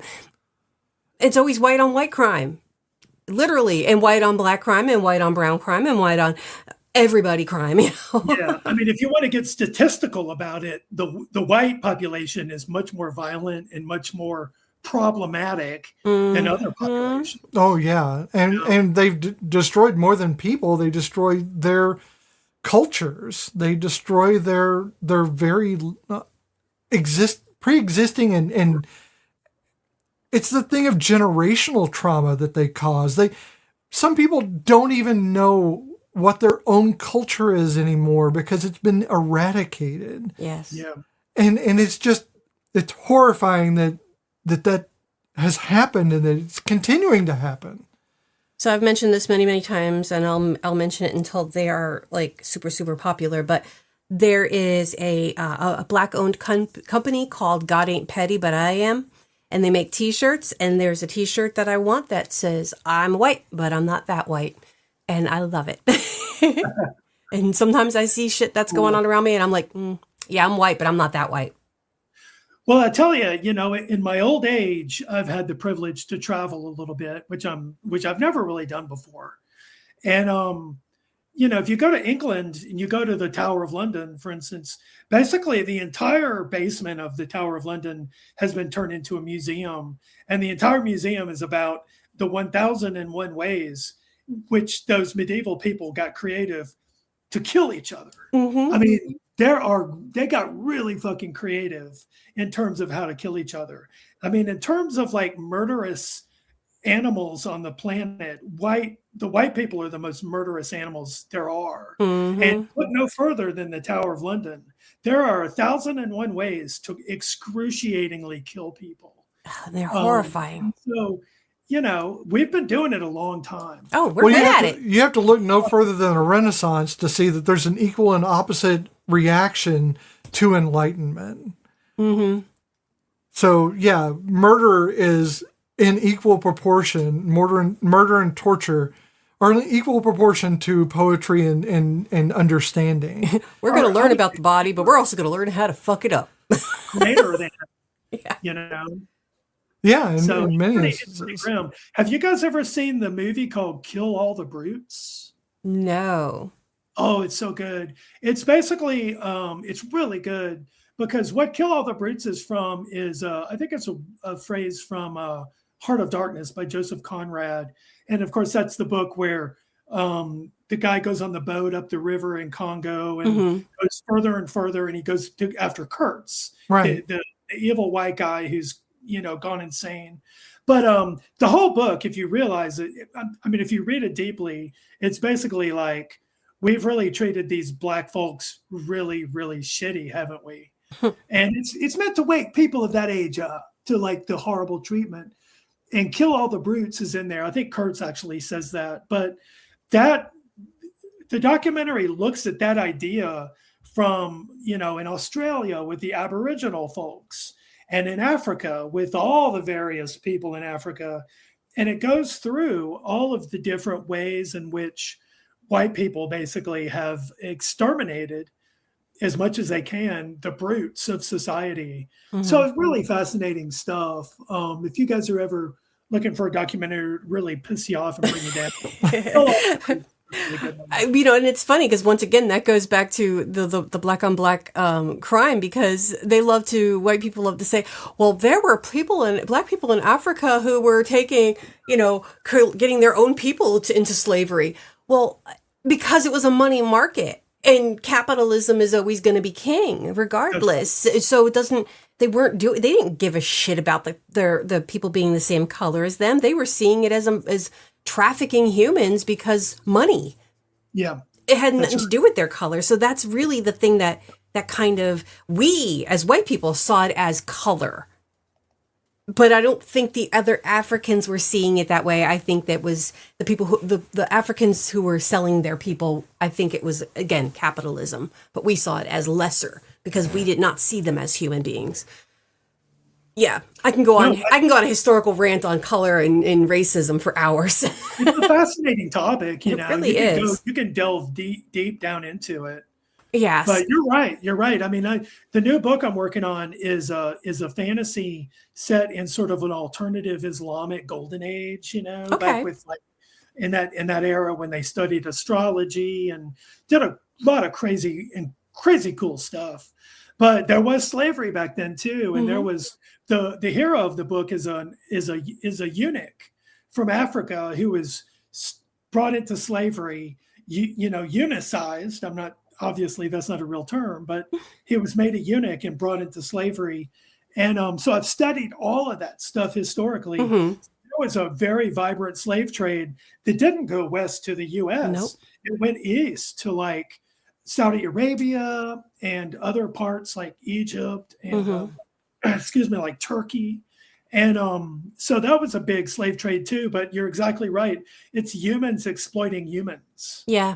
Even more than it is a black on white or white on black thing. Yeah, and it's not to say that, because I kind of hate when people are like, well, I'm colorblind. No, you should see color because color is important. It's who we are. That is right. I hate that so much because I know I'm guilty of it. Once upon a time, that was one of my, I'm colorblind. I don't care what color. No, I don't really care what color you are, but I'm going to appreciate what you have because that's a culture that I do not have. And I appreciate that. Yeah. Again, history is one of my favorites, and I could go on for hours. It's really dismissive, too, to the colorblind community who really actually is colorblind. It really and is. they have to go, no, I'm not racist. I'm saying I really am colorblind. Colorblind. It's kind of ableist. Yes, Yeah, it really is. Exactly. Yeah. Oh, my goodness.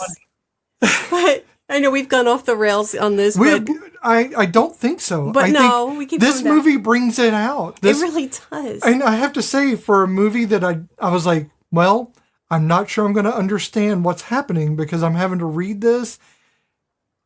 And there's a separation.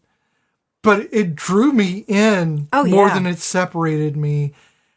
And I almost am glad I don't know French, despite the fact that I would love to know other languages. I'm almost glad because it made me focus so much on what is being said and then the actions that are happening that I wasn't able to misconstrue it. I wasn't able to look away and ignore the harder parts. Like when Ludo is standing there and everyone's laughing because of the skirt and the freezer scene. These are all very hard points to the movie. They're hard emotionally for people who have endured it. They're hard for people that don't understand it. And I think that for sometimes you need to have that separation, and sometimes it's good not to know what's going on so that you're able to focus more plainly on the things that are right before you. And Ma Vie en Rose, My Life in Pink, is one of those examples. I think it's a well-done film. It's dated, but that's necessary as well. You have to know where you came from to know where you're going. I feel like you notice the datedness of it only in the sense of that black and white, but also the lack of computers. Because I noticed that. I mean, I was expecting, I don't know, because nothing feels out of date except there on the desks, there was no laptop. Like there wasn't smartphones. The sister was on the phone with like an actual corded phone, like a teenager do, and that kind of got me a little bit. But otherwise, yeah, I don't feel like it pulls you too much out of time. Like some movies when we watch, you're just like, it's a little hard. But when I've said this before, that when we watch movies for the podcast, I have to play a game on my phone. I can't just watch the movie. But this I had to watch, and I appreciate that because reading made me stay focused. Like, well, you're never going to forget it now. No. It's there now. It's there. It's in your head. So it's part of... Well, I'm glad you guys liked it. I thought it was ahead of its time. Mm-hmm. And I love the production design. Remember all the bright colors? Oh, yes. And the greens and the reds would just pop, and the cool, like, hip French indie music in the background. Yes. Grandma was just, I love her so much. When she starts dancing and I'm like, that's the grandma I am. If I was a grandma. And she's like, don't call me Granny. Call me Elizabeth. Love that. No, she was great. But like you said earlier, she also had her own agenda.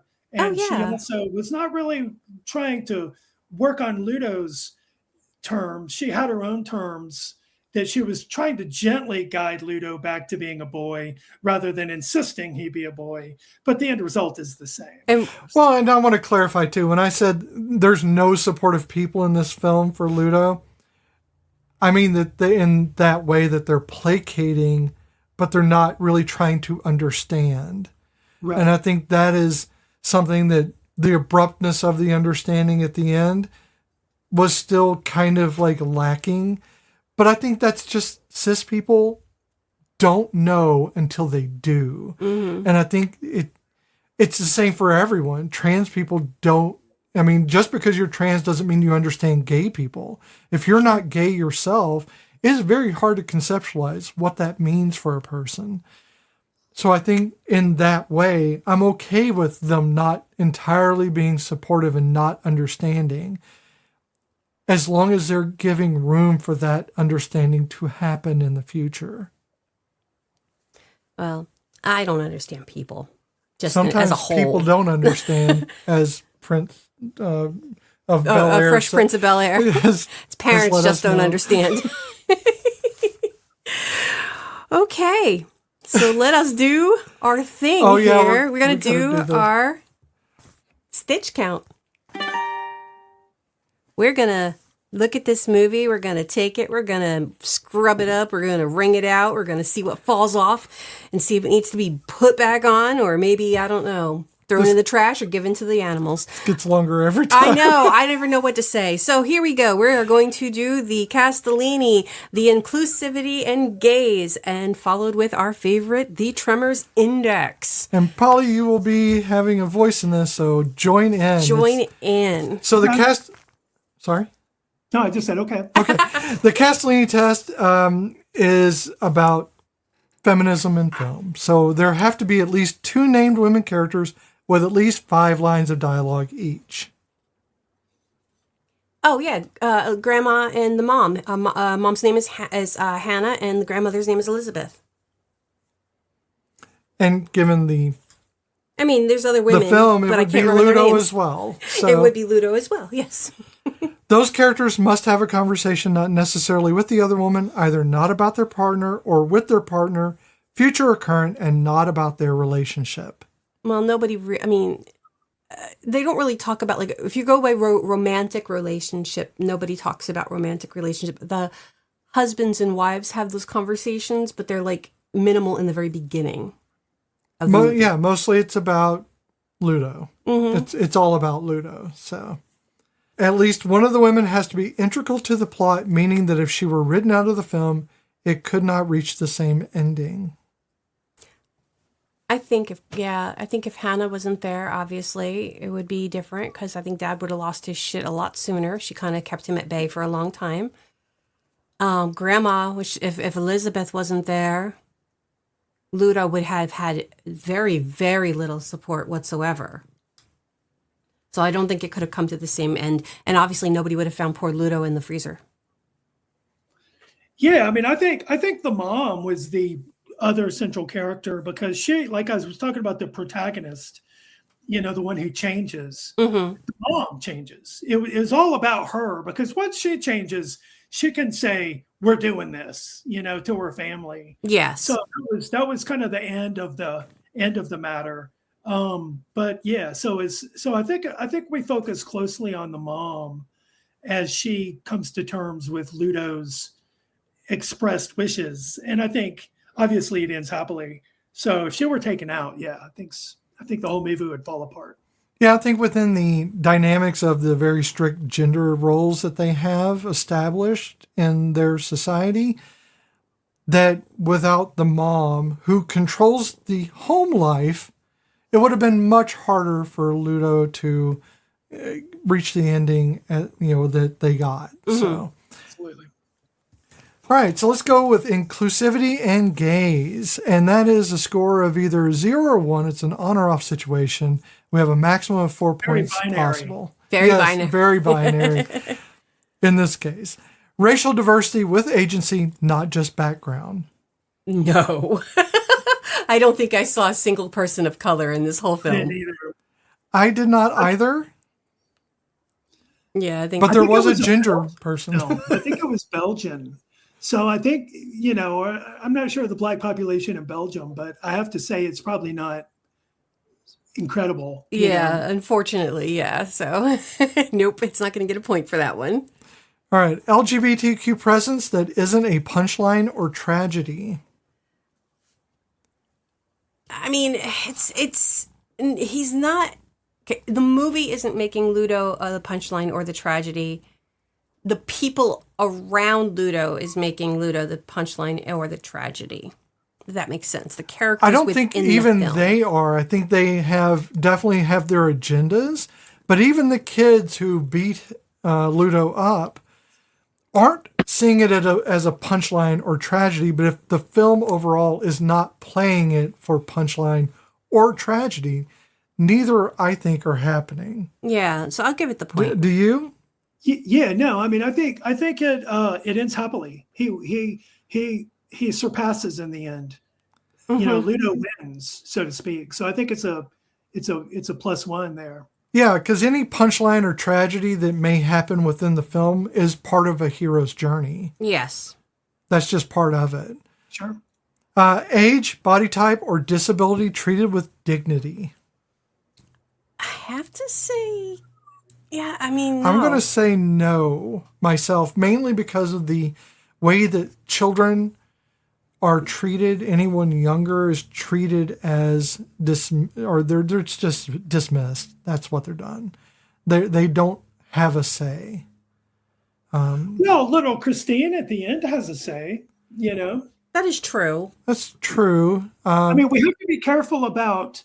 the movie, those actors, of course, were very pro-trans, or they wouldn't even agree to be in the movie. Yeah. So we have to be careful about the artifice of the plot, which was, they're telling a story where the bad guy, i.e., the parents, changes and opens their eyes and sees at the end. So I think all's well that ends well. So I would have to say that, See, I was Okay, I'm going to kind of correct that because it brought up a memory in the movie where the sister, the sister of the family, I can't remember her Zoe. name. Thank you. She actually went off on her father.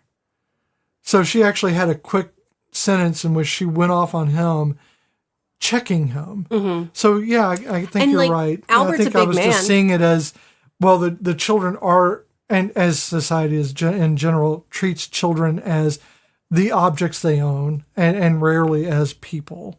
So, but yeah, I think you're right. But also, because it does mention, body type. Nobody says anything. Albert's a big man. Nobody mentions anything about Albert that. got a kiss from someone who's not his wife. Exactly. I mean, and Elizabeth is an older woman, and other than making grandma's getting her wild on. No one is actually making fun of her. They're like, go grandma, So I want to give it the point. Okay, you agree? I agree. Okay, good. So we'll just go with that. Camera gaze, not relentlessly sexualized or punitive. Oh, definitely not. I mean, there's nothing sexualized, even with Hannah running around with her zipper undone. And yeah, there's that one tiny scene in the beginning where that the couple are going to hook up. It's fade to black, move on to the next family that's getting ready for the party. But there's nothing sexualized or, There's nothing that's Porky-esque in this film. No, not in the least. Porky's, oh my God. No one's going to know what I just brought up except, people of a certain age. Our generation. So do you agree it's not punitive or sexualized? No, I do agree. And I have to say, I know we're running long here and I'll make it quick, but I found the camera work to be really great. You have to remember there was a split, around the year 2000 when everything went digital-ish, 2000-ish.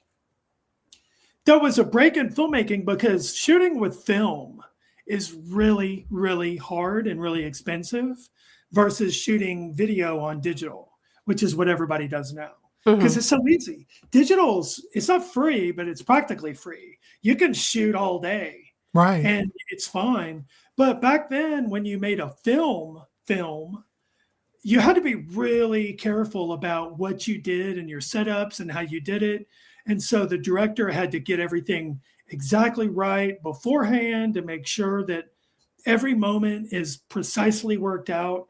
And I was really impressed as a filmmaker on the level of how adept the director's camera moves were and everything. He really did a great job. And some of those, the way he would frame people in profile sometimes.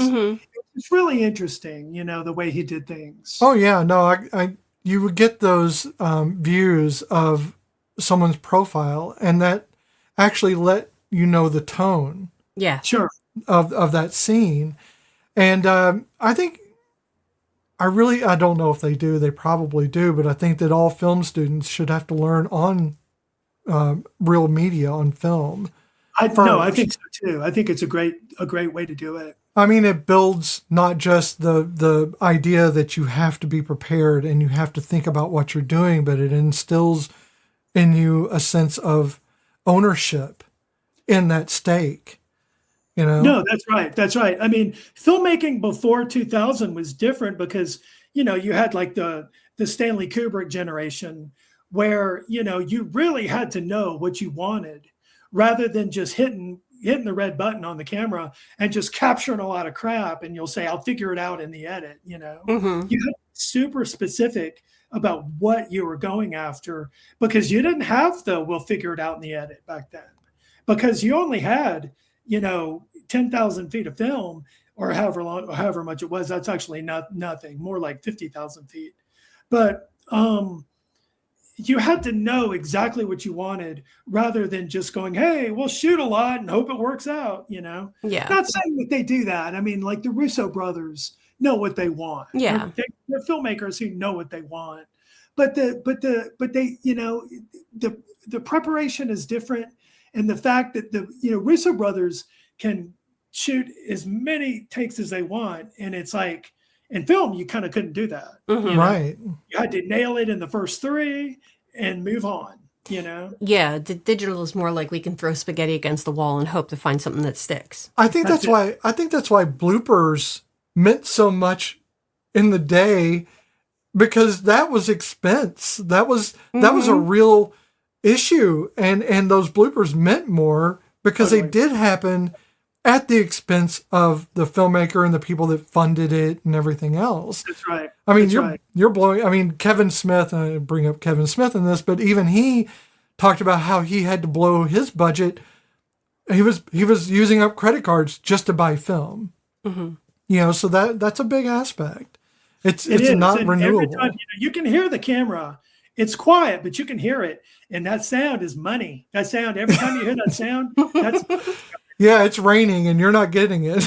My favorite bloopers are the ones that they used to show after the Cannonball Run movies. Yeah. Those were always the best fantastic. because I'm sorry, Adam DeLuise is a god. He's a comedy god. Yeah. All right, so let's go to, that was inclusivity. Let's go with the Tremors Index. This is basing it on what we feel is the perfect movie, which is Tremors. And how does this movie rate? What's that? I love Tremors. It is the most well-rounded, surprisingly, like it became a joke, but it really, in reality, it has a very well-rounded, just everything. It's got diversity. It has feminism. It does not have a sexualized gaze. Yes, she loses her pants, but they immediately fix up her scratches and put pants on her. And it's not, her dressing in her underwear for the sake of the camera. No, it was a moment. It was a necessity. Nobody ripped off her shirt so that it shows her midriff for a very posed shot. Nope. I'm not calling out Star Wars. So the Tremors Index. Carrie Fisher in her braless wonder there. I mean, she hated it. Okay, let's not talk on Carrie now. So no, but she hated it. Goes from 0 to 4. 0 is below Tremors, fails the basics. 4 exceeds Tremors, rare, powerful, and intentional. And it can go anywhere in between those. I want to say, I think we should be sending this to our guests. I did send it out, but I forgot to send it to Polly. Oh, I'm so sorry. Because I was saying, Pat was really... I sent it out to Pat, and I thought I'd send it out to Polly, because we sent them at roughly the same time. And I'd asked you to send the thing out, and I forgot to follow it up. That is my fault. Oh, and then she had the audacity to ask me if I had sent out the request just yesterday, and I'm like, I sent that out the day you told me about it. So, Okay. For me, I want to say that this is a 1, which would be Tremors, approaches Tremors, partial competence, because some inclusive instincts, but uneven follow through. So we're trying, with the story of Ludo, but it's not 100% the way it could be. Characters show skill, but authority still defaults to the usual suspects, the parents, the neighbors. Progress, but with friction. What do you think? I agree with that. So the levels, just so you know, is 0 below Tremors, is characters are sidelined, disposable, or punished for competence. Women, marginalized characters, or outsiders exist to motivate others. Power dynamics feel mean-spirited or regressive. That's the bottom line. That's the way below. Yeah, fails the basics. So what you're talking about is more 2, which is or 1, which is approaches Tremors, which is partial competence. Above that would be Tremors adjacent, which is diverse characters are allowed to be good at things. Survival and problem solving matter more than ego, and no one is diminished to make someone else look cool. And that's not the case in this movie. I don't think. I come down on the side. I'm a little more kind to the movie. I think I found.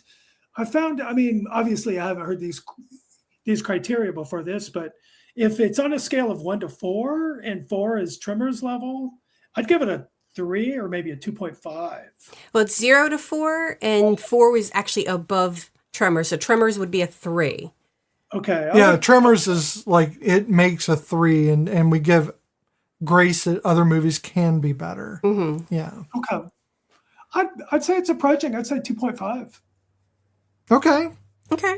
I am going to say that it's going to be 1 as well, mainly because on 2, the no one is diminished to make someone else look cool is obviously not the case. They do diminish poor Ludo a lot. Well, and other people are as well, but survival and problem solving matter more than ego, which is also not true. And again, these are emotionally based ratings. These are not like rating the film itself. It's rating the things that happen in the film. So, yeah. So like for that one, like you said, for the survival one, yes, everybody is trying to appease everybody else, but no one is looking at poor Ludo and going, but what does Ludo need? So their ego to make things. Yeah, the copacetic. assumption is in the end that will happen eventually. You know, that Ludo's rights will matter in that moment, but not right now. Right now it's about how the parents feel about it and whether or not they support it at the moment. So yeah, I'm going to go with the 1 on this. Okay, so keep in mind, I think we've only had one movie that had a 0, and that was Wild Wild West. Yeah, that was pretty freaking horrible. Pretty bad. I guess it would have made better film for a giant mechanical spider if it fought Superman, who is Nicolas Cage. That's just me. So I'm going to give it, so with all of our ratings, our score is, for the stitch count, 5 out of 9. Which is nice really and respectful. That is right in that's in the norm. Mm-hmm. That's in the norm of our stitch counts. Oh, definitely. Yeah. We have very rarely do we ever have anything that either meets or exceeds Tremors level. We had a few good ones lately. Priscilla, Queen of the Desert, 9 out of 9. We were very happy with that one. But usually what gets them is what got this one, which is the inclusivity. Mm-hmm. It's a lot of times it misses some of those marks. And it's that racial diversity gets them a lot of times because we have a very white-centric filming community. I mean, the films are generally just very white or very one tone, if anything else. And while we have movies that we would love to discuss that are movies of color, we just don't feel we are qualified to discuss them. Well, I think we're qualified to discuss them. I just don't think that it makes any sense to just have white people talking about black films.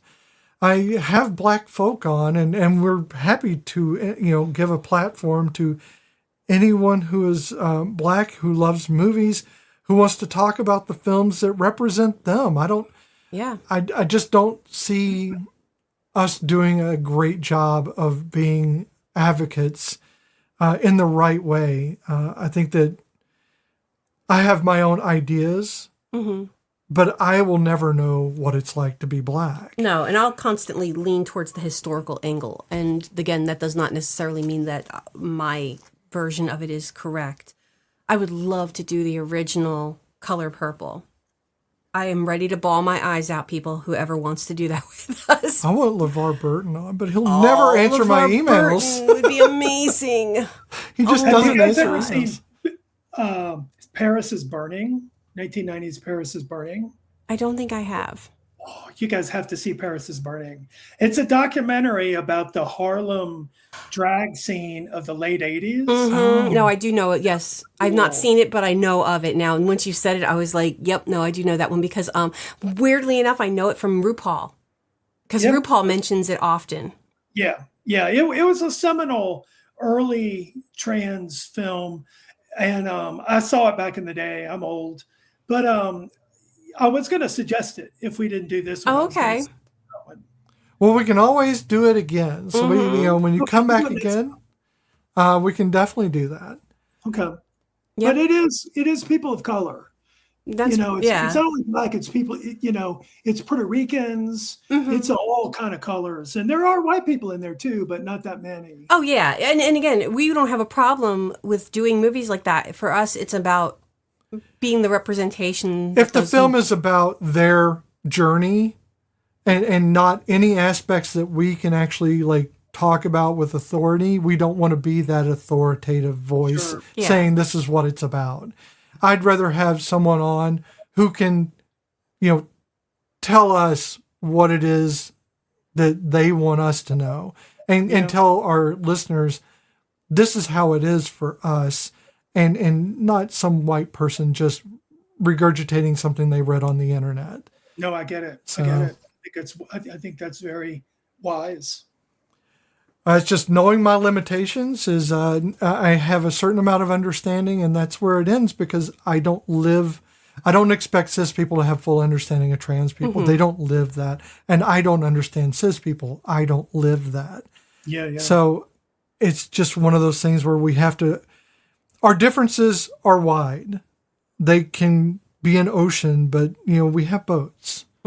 So we can travel and understand, but it doesn't mean we have that ocean, that we understand what it is to be in those depths of the ocean.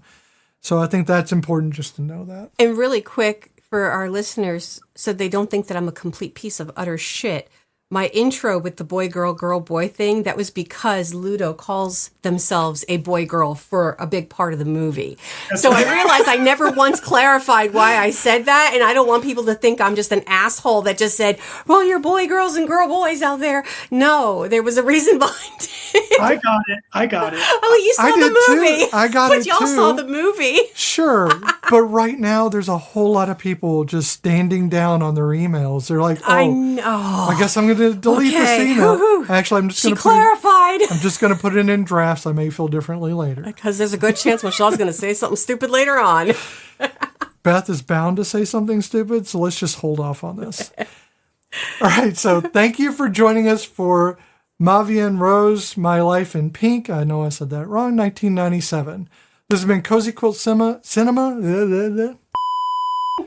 This has been Cozy Quilt Cinema with Beth and Michelle. A special thank you to our guest, Polly Schattel, for bringing this film into the fort and discussing it with us.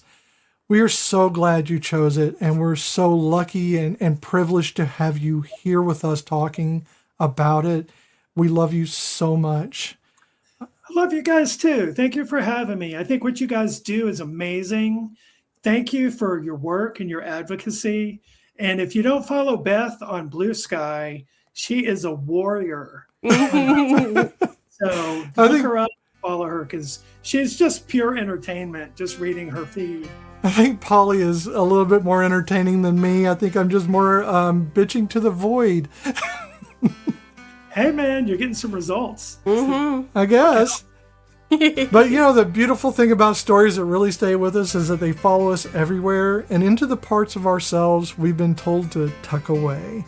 The ones we keep returning to anyway because they never were wrong. Just inconvenient for everyone else. So no matter where in the world you're listening from, and with the right film selection and a little honest look at the courage it takes to simply be, in a world that keeps offering you beige, you might just find yourself picking the color that is you. Keep the stories going and the feelings flowing at cozyquiltcinema.com, where you can follow us on Instagram and Blue Sky, or send your feedback and personal reflections, even leave a voicemail. You can always find our episodes there and wherever you listen to podcasts. Please consider subscribing and leave a rating. We would very much appreciate that. And don't forget to subscribe to our other podcast, Between Myth and Belief, where we talk about all things odd, spooky, weird, paranormal, and crazy. That gets longer too. I know, because I don't know how to really describe it. We just talk about a bunch of weird, random stuff, but it's always paranormal, supernatural stuff. So, Polly, we know you have a book out. We have Crater Girl, which has been out since the 25th of June. What else is going on with you? Is there anything that the listeners need to know that you'd like for them to know? No, just, buy my books, check them out. I call myself a dark fantasy writer, which means I kind of skew toward horror a little bit, but I don't write horror. So if you like weird, crazy, paranormal, spooky stuff, that's me. So check me out. We're going to put the link in the show notes for Polly's website, and you can find all of her books there. And a lot about Polly, she's just so great. If you don't fall in love with her, you're doing something wrong in your life. That's all there is to it. Sweet. We love you so much. Thank you for being here. And we're going to get off of this because it's 2 hours. But if you want to keep talking, we'll keep talking to you because we'll just do it. That's what we do. So until next time, my friends, I have no quotes. Normally I have a thing, but I don't have one today. So be good. Bienvenue? I don't know. Welcome and bienvenue. No.